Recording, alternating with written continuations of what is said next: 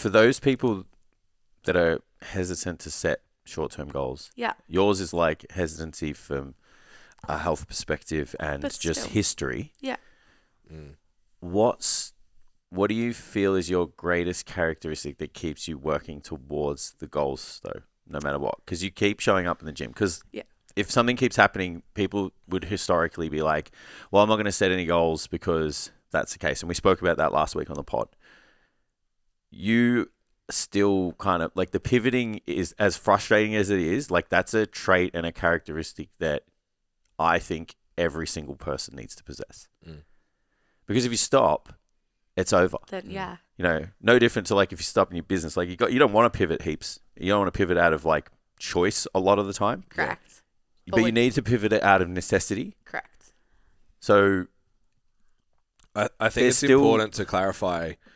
Jess saying she doesn't have goals is I'm not 100% dialed in to this specific thing. Because it's still like, I'm going to eat the maintenance to a surplus. I'm going to get myself healthy. I'm going to have mini cuts along the way. I'm going to do that for the next 6 months. Like, the goals are still being set. So I wanted to, that's kind of where I was leading, because I wanted to make it clear that to everyone even listening, it's like life's always going to happen. Yours is squeezing you harder than some.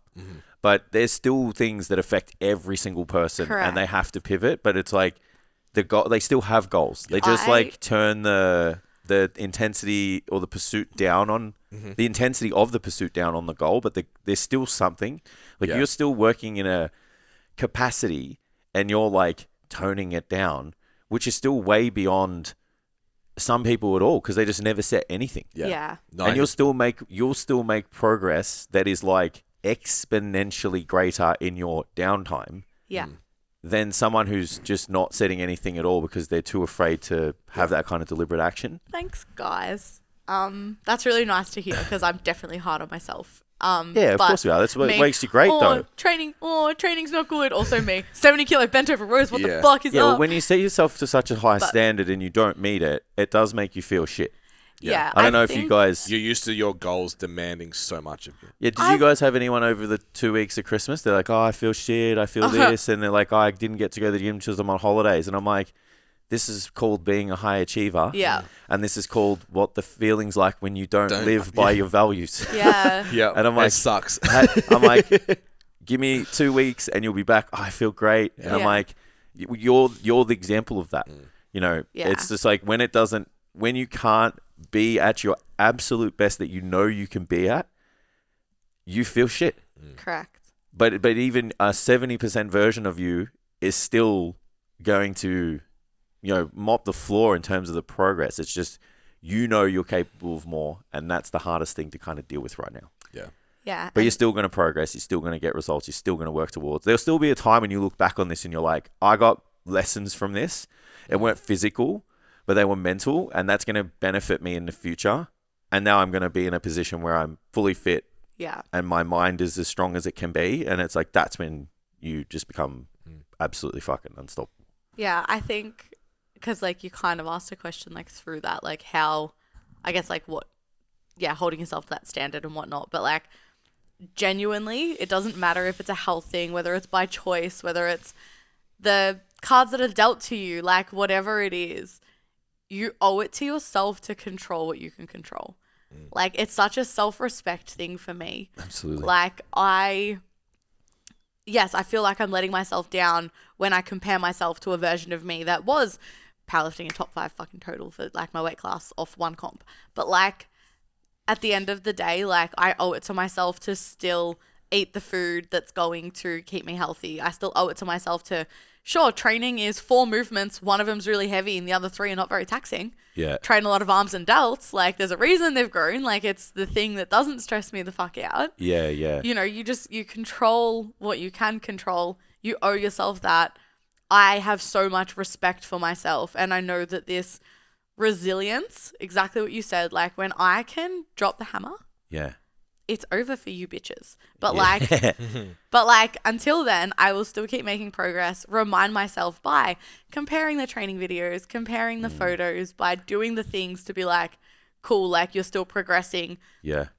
even though it is not the traditional progress that you have once held yourself a standard to in a very specific area. So before and after photos or fucking waist measurements, because that will spiral. But like, you know, it's my waist measurements have gone up so much, but it was fine. I still had to put that in my check-in. I was like, it is what it is. But yeah, that's kind of life at the moment. I've been talking heaps. Big. It was big. Sorry, guys. No, it's good. Inside sports is fun. Yeah. Been talking heaps with my clients in check-ins a lot, with myself a lot, and that's obviously translated into my socials as well. About like people talk discipline over motivation when really where you want to end up is identity. So your identity is I go to the gym. And when you say like me not finishing a workout will really fuck with my head, it's because your identity is that that doesn't happen.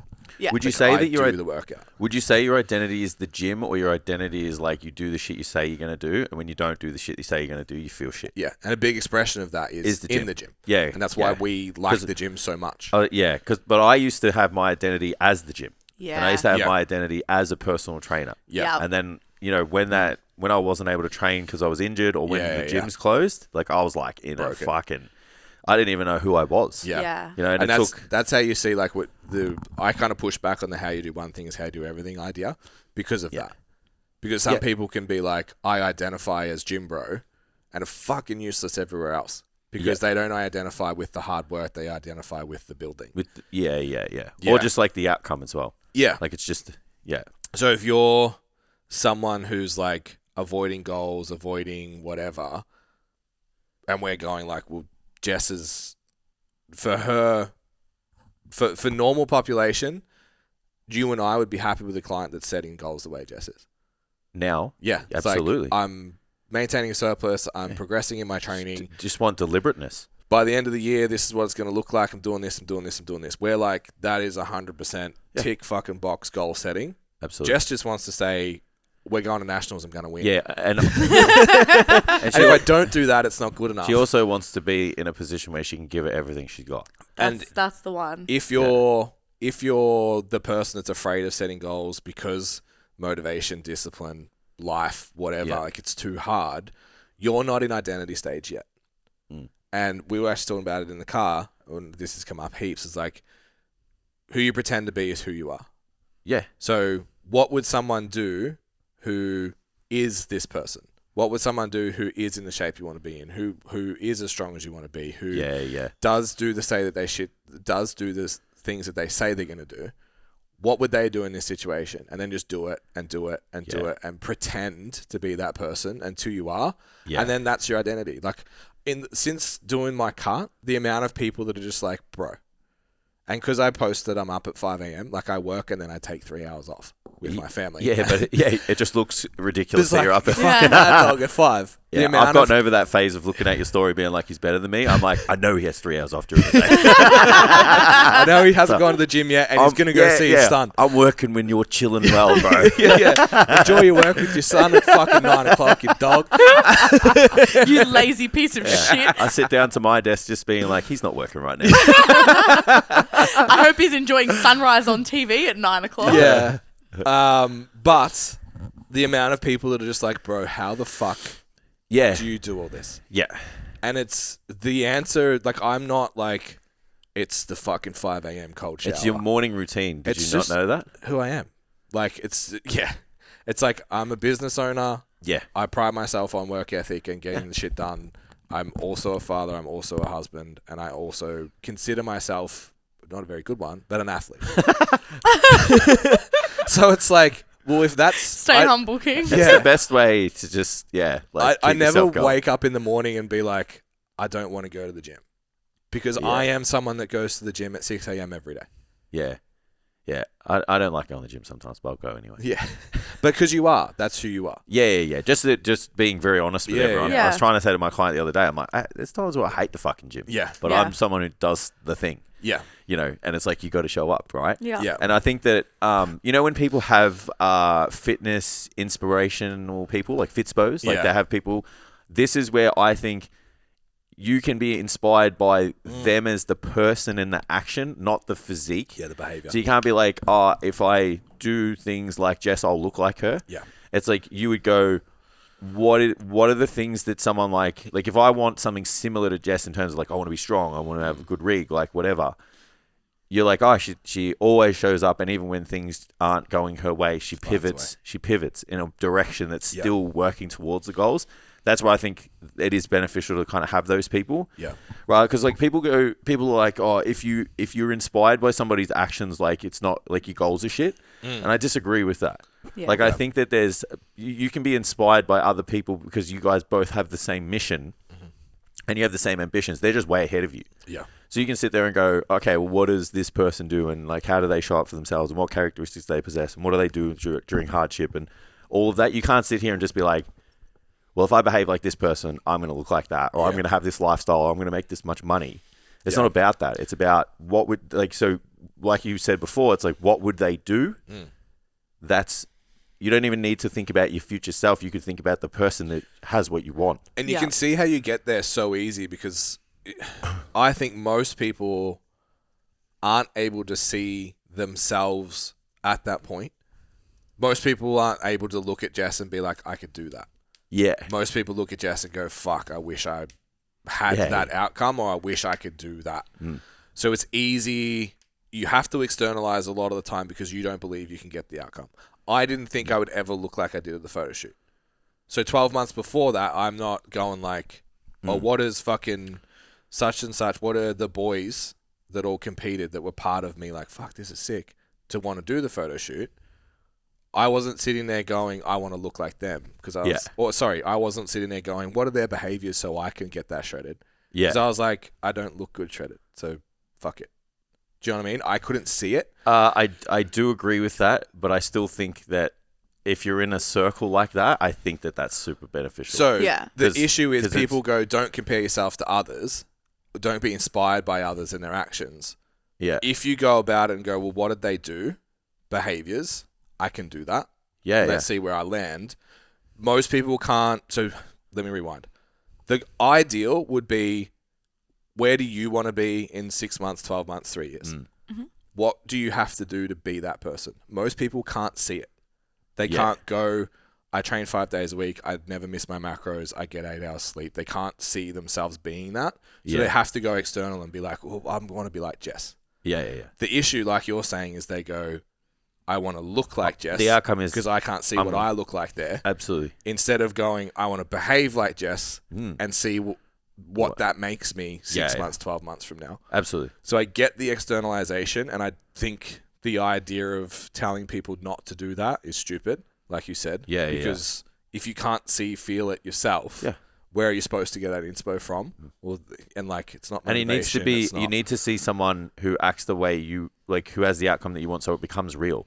Yeah. Like, even just think about it, like, in our careers. Like, like, even when we're looking for a mentor, I was like, I need to see someone who's got the shit I want. Yeah. Who's done the path, and it's like, okay, so this is real now. I'm not expecting to have the same outcome. Yeah. Yeah. You know what I mean? But I'm expecting a very similar path. Yeah. You know, and it's like, okay, so I've got to act and behave that way. And I think that that's the benefit of having those people and trying to find those circles of people, so that you're like, okay, well, what's the common denominator here, you know? Yeah. Well, you build self-confidence and self-trust with your own stack of proof, but you build that initial momentum to start going with someone else's stack of proof. 100%. Yes. Yeah. And like, take Saturdays for an example. We all get together on a Saturday. If you draw a line through every single person, we're pretty much the same. Yeah. We're not the same person. We behave the same. Yeah. You know, like, we set goals, we work towards them, we have resilience, we're meticulous in our data tracking, you know, we got attention to detail. Like, we literally are the same person. Yeah. But it's all not insecure overachievers. Yeah. Yeah, absolutely. So it's like, one of us. But so we don't. If you want to join our pop-up group, but we don't look the same. Yeah, and we don't behave the same. And no one's we don't have the same here, personality. Yeah, no one's sitting here going like, oh well, I'll do the same thing as you guys, and you all look the same. But it's like, if I do what you guys all embody, then I become the same. And it's like, and then that's when you do all of these things. You tick boxes and you set new goals. Like, you're not just constantly in the perpetual cycle of just like trying to lose the same goal, like trying to tick the same goal off, lose the same 10 kilos, like add fucking the same amount of body weight or whatever it is. So I like the idea of having those people, and I like the idea of a circle of influence that promotes it. I just don't like the idea of someone expecting to get the exact same outcome. Agreed. Yeah, I think that's really important. Yeah.